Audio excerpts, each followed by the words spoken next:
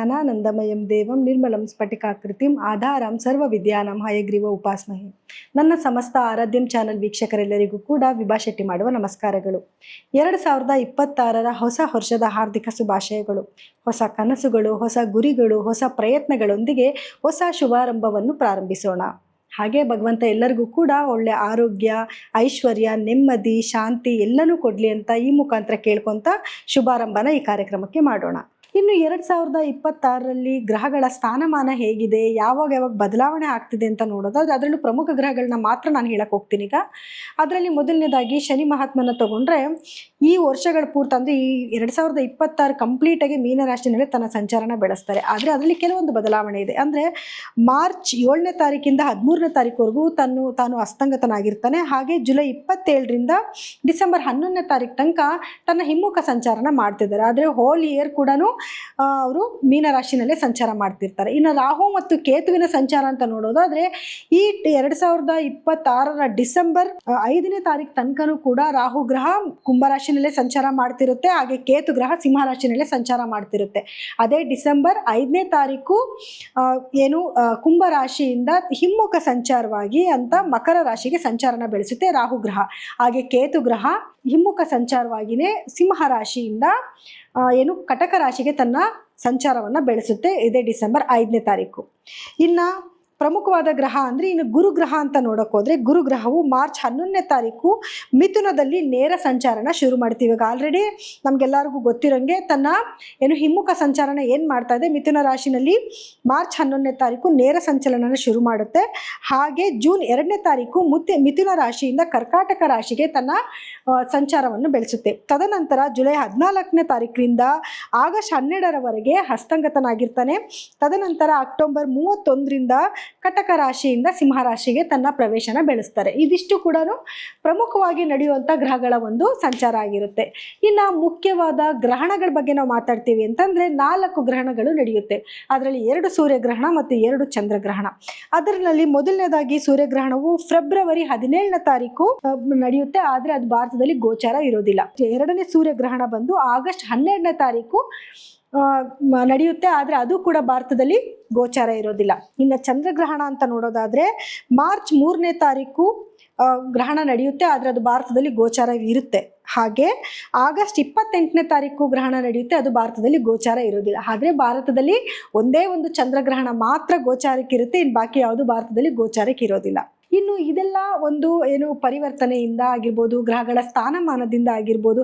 ಇನ್ನು ಬಾಕಿ ಗ್ರಹಗಳು ಅಂತ ನೋಡೋಕೆ ಹೋದ್ರೆ ಅದೆಲ್ಲ ಬೇಗ ಮೂವ್ ಆಗ್ತಾ ಇರುತ್ತೆ. ಅಂದರೆ ಚಂದ್ರ 2.5 ದಿನಕ್ಕೊಂದ್ಸತಿ ಚೇಂಜ್ ಆದರೆ ಇನ್ನು ಸೂರ್ಯ ತಿಂಗಳಿಗೆ ಒಂದ್ಸತಿ ಚೇಂಜ್ ಆಗ್ತಾನೆ. ಹೀಗೆ ಗ್ರಹಗಳು ಪ್ರತಿ ತಿಂಗಳು ಚೇಂಜ್ ಆಗ್ತಾ ಇರೋದ್ರಿಂದ ತನ್ನ ಅವಧಿಗಳು ಕಮ್ಮಿ ಇರೋದ್ರಿಂದ ಅದನ್ನು ನಿಮಗೆ ನಾವೇನು ಮಂತ್ಲಿ ಪ್ರೆಡಿಕ್ಷನ್ ಏನು ಮಾಡ್ತಾ ಇರ್ತೀವಿ ಆ ಸಮಯದಲ್ಲಿ ನೀವು ನೋಡ್ಕೋಬೋದು. ಇನ್ನು ಬಾಕಿ ಎಲ್ಲನೂ ಕೂಡ ದ್ವಾದಶ ರಾಶಿಗಳ ಮೇಲೆ ಏನೆಲ್ಲ ಪರಿಣಾಮಗಳು ಬೀಳ್ತಿದೆ ಈ ಗ್ರಹಗಳ ಒಂದು ಬದಲಾವಣೆಯಿಂದ ಅಂತ ನೋಡೋಣ ಬನ್ನಿ. ಇನ್ನು 2026ರಲ್ಲಿ ವೃಷಿಕ ರಾಶಿಯವರ ಫಲಾನುಫಲಗಳು ಹೇಗಿದೆ ಅಂತ ನೋಡೋದಾದ್ರೆ ನೋಡಿ, ಮೊದಲನೇದಾಗಿ ಗುರುಗ್ರಹ ಈಗ ನಿಮಗೆ 8ನೇ ಮನೆಯಲ್ಲಿ ತನ್ನ ಸಂಚಾರನ ಬೆಳೆಸ್ತಾ ಇದ್ದಾರೆ.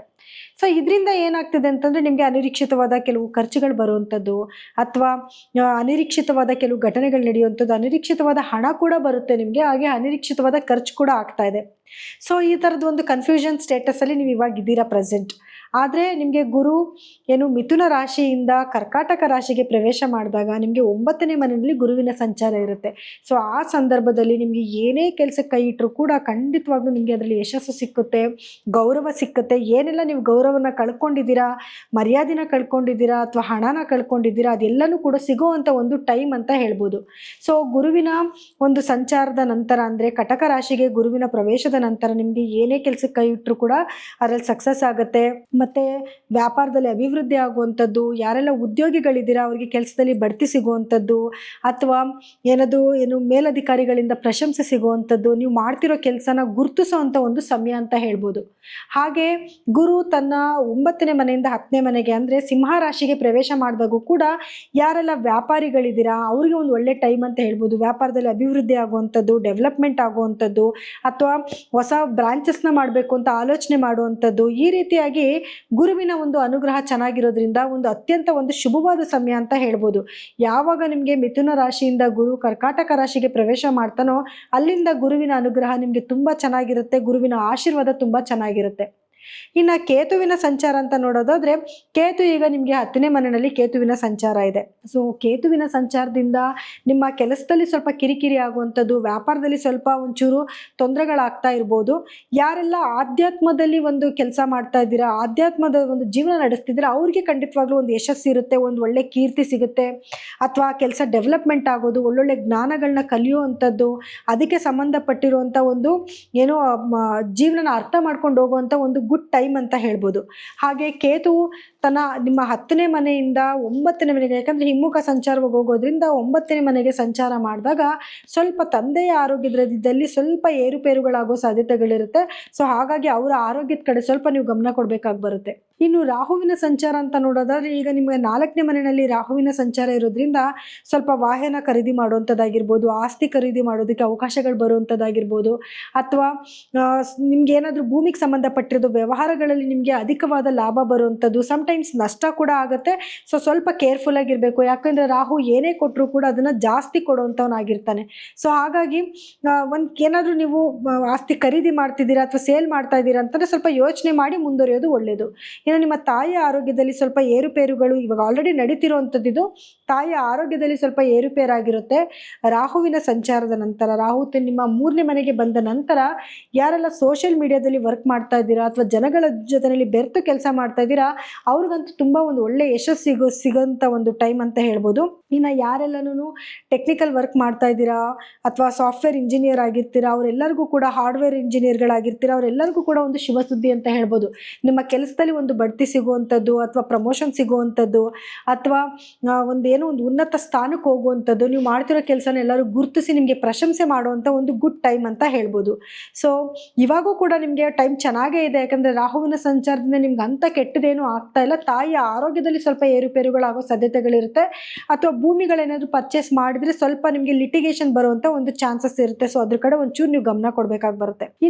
ಇನ್ನು ಶನಿಯ ಒಂದು ಸಂಚಾರ, ನಿಮ್ಮ 5ನೇ ಮನೆಯಲ್ಲಿ ಶನಿಯ ಸಂಚಾರ ಆಗ್ತಾ ಇರೋದ್ರಿಂದ ನಿಮ್ಗೇನು ಸ್ವಲ್ಪ ಮಕ್ಕಳ ಆರೋಗ್ಯದಲ್ಲಿ ಸ್ವಲ್ಪ ಏರುಪೇರುಗಳಾಗುವಂಥದ್ದು, ವಿದ್ಯಾರ್ಥಿಗಳಿಗೆ ಸ್ವಲ್ಪ ಎಫರ್ಟ್ ಹಾಕಿ ನೀವು ಓದಬೇಕಾಗಿ ಬರುತ್ತೆ. ಅವಾಗ ಮಾತ್ರ ನೀವು ಎಷ್ಟು ಎಫರ್ಟ್ ಹಾಕಿ ಓದ್ತಿರೋ ಅಂಥ ಒಳ್ಳೆ ಮಾರ್ಕ್ಸ್ನ ನೀವು ತೊಗೋಬೋದು. ಸೊ ಒಂದು ಎಫರ್ಟ್ಫುಲ್ ವರ್ಕ್ನ ನೀವು ಮಾಡಬೇಕಾಗಿ ಬರುತ್ತೆ.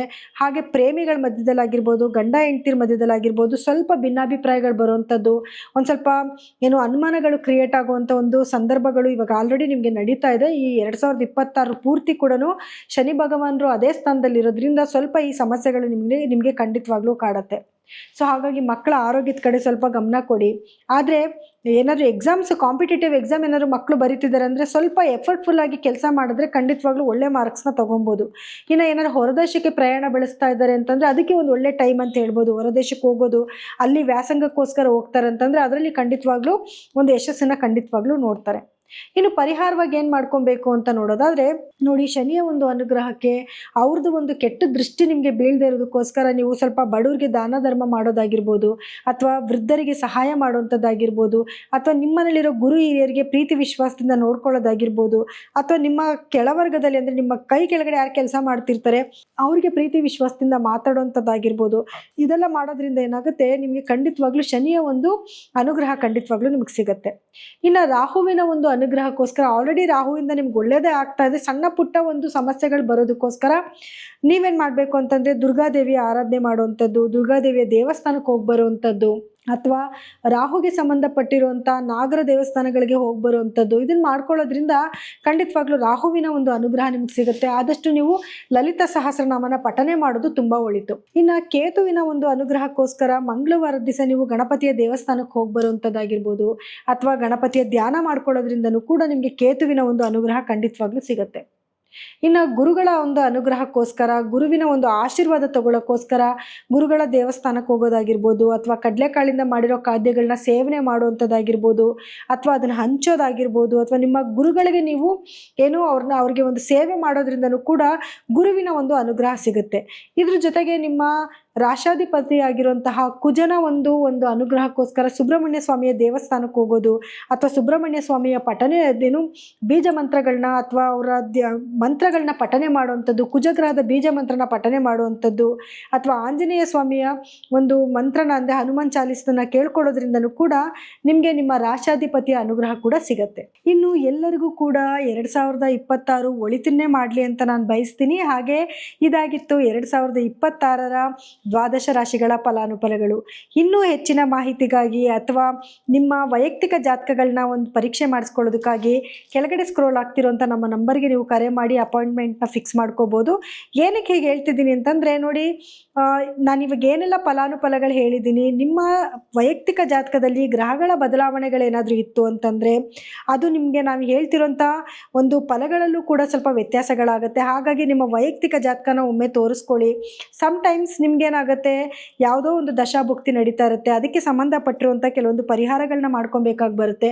ಅದನ್ನೆಲ್ಲ ಮಾಡಿಕೊಂಡು 2026ರಲ್ಲಿ ಏನೇ ಕಷ್ಟಗಳು ಬಂದರೂ ಕೂಡ ಪರಿಹಾರಗಳನ್ನ ಮಾಡ್ಕೊತಾ ಪಾಸಿಟಿವ್ ಆಗಿ ಯೋಚನೆ ಮಾಡ್ತಾ ಒಳ್ಳೆ ಕೆಲಸಗಳನ್ನ ಮಾಡ್ತಾ ಖಂಡಿತವಾಗ್ಲೂ ನಾವೆಲ್ಲನೂ ಕೂಡ ಮುಂದುವರಿಯೋಣ ಅಂತ ಹೇಳ್ತಾ ಈ ಕಾರ್ಯಕ್ರಮನ ನಾನು ಮುಗಿಸ್ತಾ ಇದ್ದೀನಿ.